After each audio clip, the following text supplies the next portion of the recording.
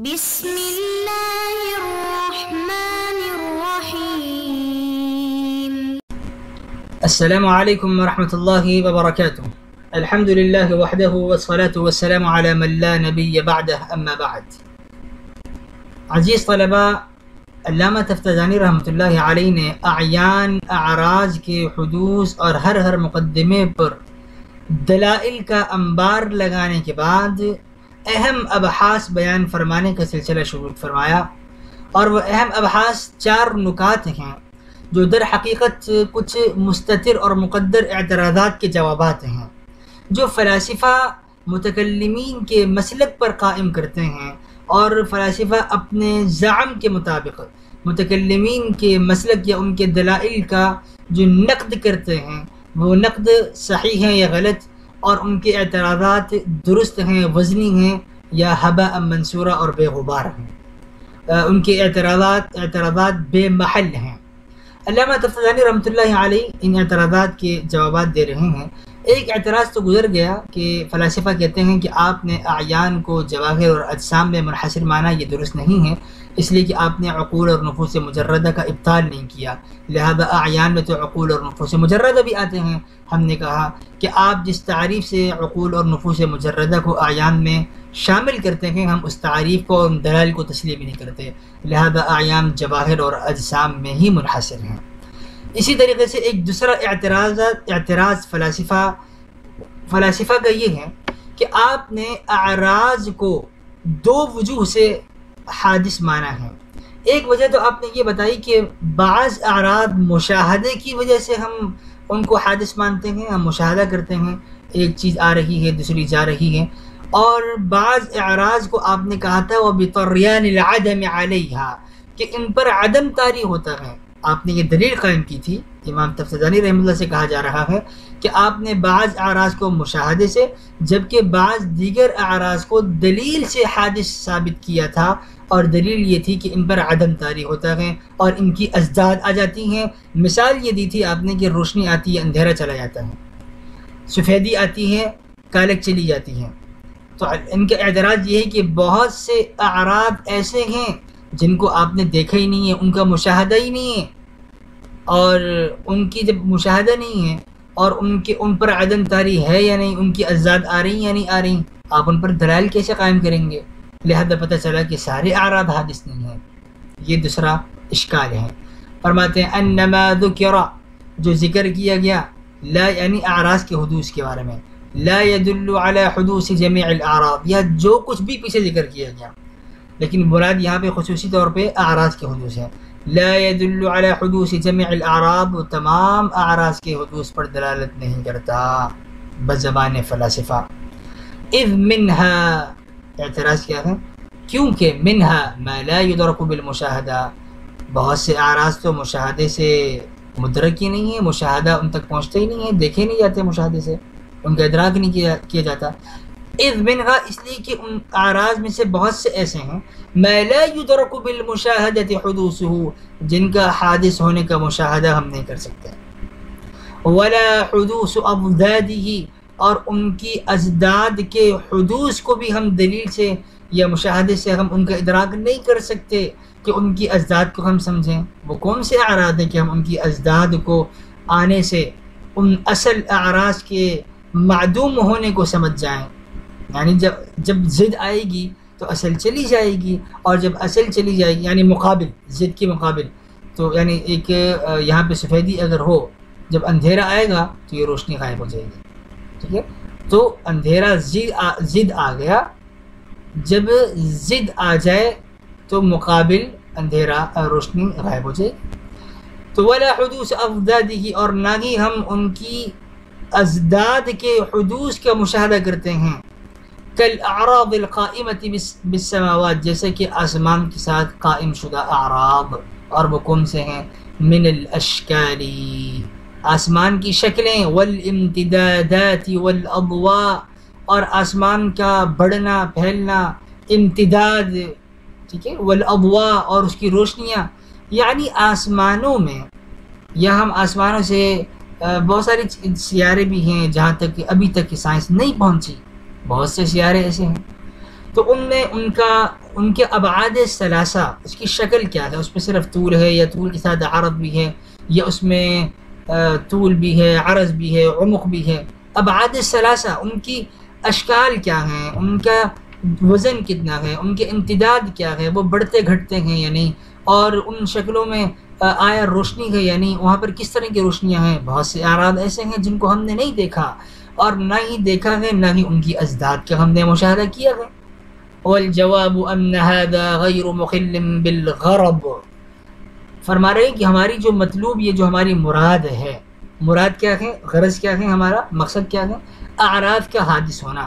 تو آپ کا یہ کہنا کہ آسمان کے ساتھ جو اعراض قائم ہیں وہ ہم نے مشاہدہ نہیں کیے، تو ان هذا یہ چیز غیر مخل بالغرض ہمارے مطلوب کے ساتھ مخل نہیں ہے، ہمارے مطلوب میں کوئی خلل پیدا نہیں کر رہا. یہ مشاہدہ نہ کرنا ہمارے مطلوب میں کوئی خلل پیدا نہیں کر رہا. لأن حدوث الاعیان، اس لیے کہ اے فلاسفہ کی جماعت، آپ اعیان کے حدوث کو تو مانتے ہو. وہ کہتے ہیں ہاں مانتے ہیں. آسمان عین ہے یا نہیں؟ وہ کہیں گے بالکل عین ہے.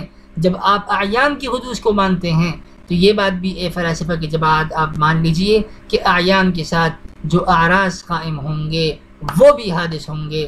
اس لیے کہ جب اعیان حادث ہیں تو اس کے ساتھ جو چیز قائم ہوگی وہ بھی حادث ہوگی. لأن حدوث الاعیان یستدعی حدوث الاعراض.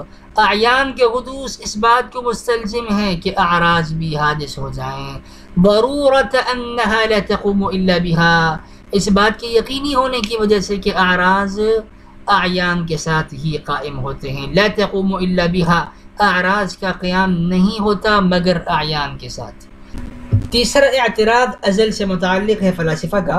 ابھی قریب میں ہی ہم نے عبارت پڑھی جو حرکت سے متعلق تھی.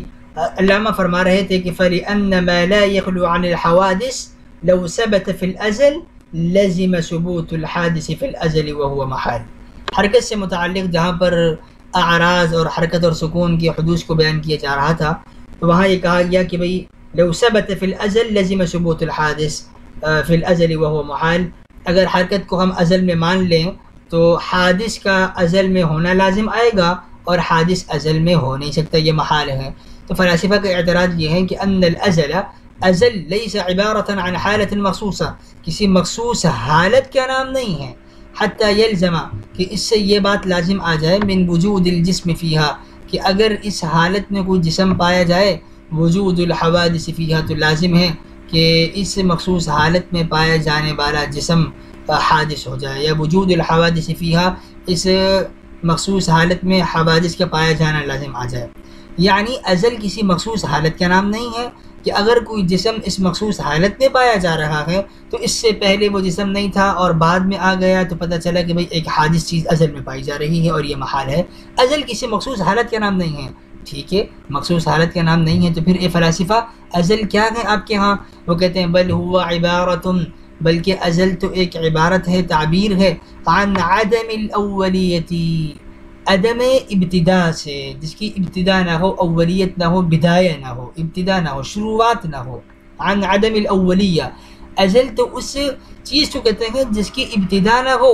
او عن استمرار الوجود، یا ازل نام ہے اس چیز کا، عن استمرار الوجود فی ازمنۃ مقدرۃ غیر متناہیۃ فی جانب الماضی، کہ وجود مستمر ہو، دائم چلتا رہے. مستمر یعنی یہ پہیہ چلتا رہے، فی ازمنۃ مقدرہ، فرض کردہ زمانوں میں، مفروضہ زمانوں میں، غیر متناہیۃ فی جانب الماضی، جانب ماضی میں نہ ختم ہونے والے، جانب ماضی میں نہ ختم ہونے والے فرض کردہ زمانوں میں مستمر وجود کو آپ ازل کا نام دیتے ہیں. وجود چل رہا ہے ازمنۃ المقدرہ، فرض کردہ زمانوں میں، غیر متناہیہ، اب یہ زمانے کسی حد پہ ختم ہوں گے، یعنی ماضی کی طرف، ابتدا کی طرف، آفرینش عالم کی طرف آئے، کہیں کسی حد پہ ختم ہوں گے یا چلتے رہیں گے؟ کہہ رہے ہیں غیر متناہیہ، جو ختم نہ ہو، کسی حد پر رکے نہیں، فی جانب الماضی، ماضی کی طرف چلتے ہی رہیں اور کبھی ختم نہ ہو. تو ان میں اگر وجود مستمر ہو جائے تو اس کا نام ہے ازل، یعنی ابتدا نہ ہو.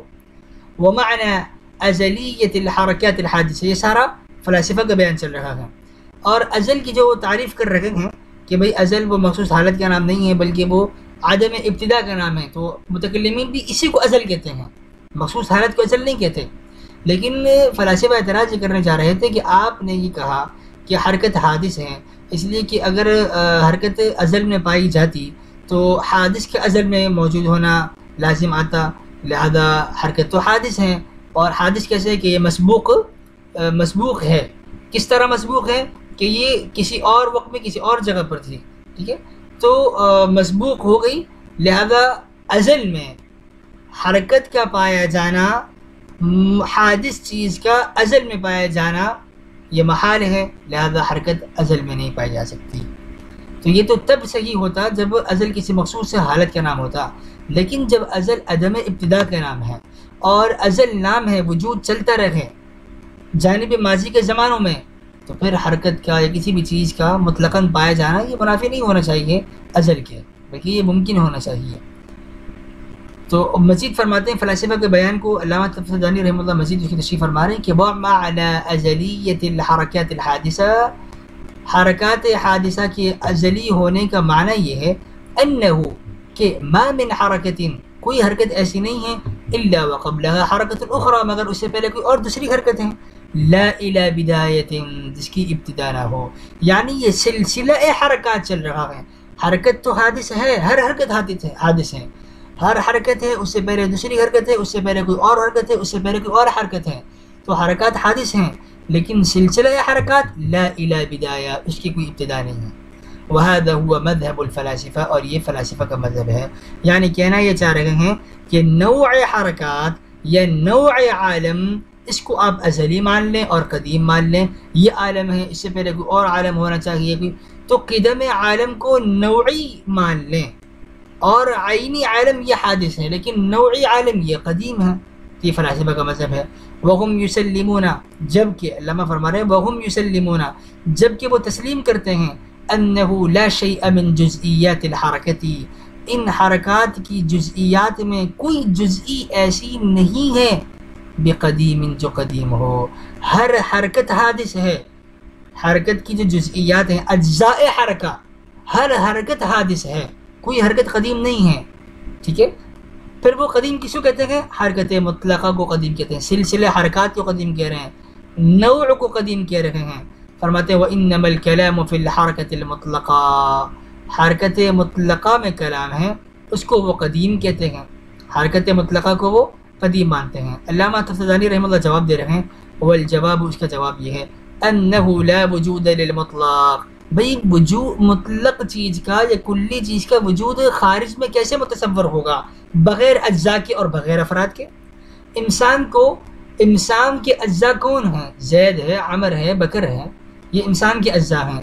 زید، عمر، بکر یہ سارے حادث ہیں، ٹھیک ہے، جب یہ سارے حادث ہو گئے تو انسان جو کلی آپ بنائیں گے وہ بھی حادث ہوگا، یعنی آپ اجزاء کو، جزئیات کو تو حادث مانیں، اور جن اجزاء سے مل کر کلی بنے، مطلق بن جائے، اس مطلق کو اور اس کلی کو آپ کہیں کہ بھئی یہ حادث نہیں ہے بلکہ قدیم ہے، یہ کیسے ممکن ہے؟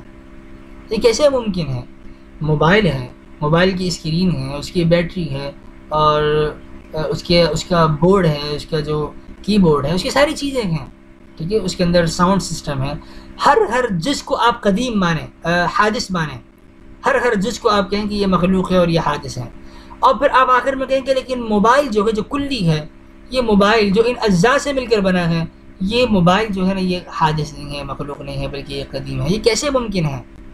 علامہ تفسیرانی رحمۃ اللہ فرما رہے ہیں کہ لا وجود للمطلق، مطلق کا یا کلی کا تو کوئی وجود نہیں ہوتا، الا فی ضمن جزئی، اجزاء کے ضمن میں بھی تو کلی کا قیام ہوتا ہے، فلا یتصور، لہذا تصور نہیں کیا جا سکتا، قدم المطلق، مطلق کا قدیم ہونا، کسی مطلق کے قدیم ہونے کا تصور نہیں کیا جا سکتا، مع حدوث کل جزء من الجزئیات، جبکہ اس کی جزئیات میں ہر جز حادث ہو، یعنی جزئیات میں ہر جز کے حادث ہونے کے ساتھ کسی مطلق کے قدیم کا تصور کیا جانا یہ عقل کے بھی منافق ہے، عقل اس کو تسلیم نہیں کرتی، یہ خلاف معقول ہے۔ تو پتہ کیا چلا کہ یہ کہنا کہ بھئی ازل حالت مخصوصہ کا نام نہیں ہے بلکہ عدم ابتدا کا نام ہے، ٹھیک ہے، عدم ابتدا کا نام ہے، ہم بھی مانتے ہیں. ازل عبارت ہے عدم ابتدا سے. پھر یہ کہنا ہے کہ بھئی حرکت جو ہے وہ حادث نہیں ہو سکتی، بلکہ مطلق حرکت قدیم ہے. مطلق حرکت کو قدیم مانتے ہیں اور اجزاء حرکہ کو حادث مانتے ہیں. جب اجزاء حرکہ کو حادث مان لیا تو مطلق حرکت خود بخود حادث بن گئی. لہذا اعیان اور اعراض حادث ہیں جو کہ مجموع عالم ہے، تو عالم بھی حادث بن گیا. سبحان اللہ وبحمدہ، سبحانک اللہم وبحمدک، نشہد ان لا الہ الا انت، نستغفرک ونتوب الیک. سبحان ربک رب العزۃ عما یصفون وسلام علی المرسلین والحمد للہ رب العالمین، والسلام علیکم ورحمۃ اللہ وبرکاتہ.